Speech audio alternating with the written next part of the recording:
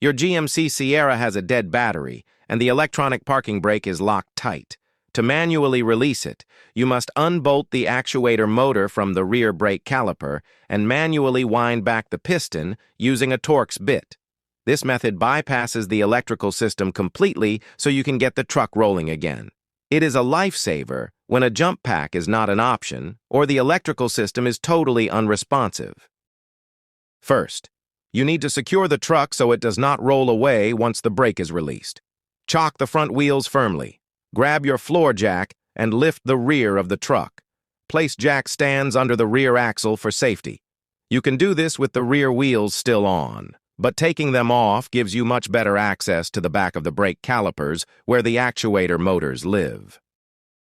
Look at the back of the rear brake caliper.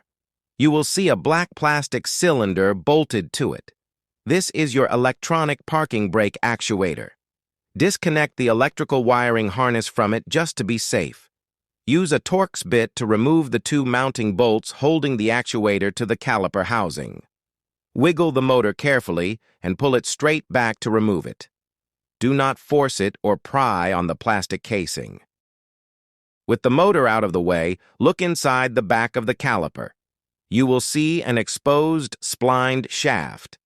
Insert a matching Torx bit directly into this shaft. Turn the bit clockwise to manually wind back the brake piston. You will feel the tension release as the brake pads let go of the rotor. Repeat this entire process on the other rear wheel. Once both sides are wound back, your truck will roll freely. Remember that your parking brake is now completely disabled, so rely on the transmission park gear.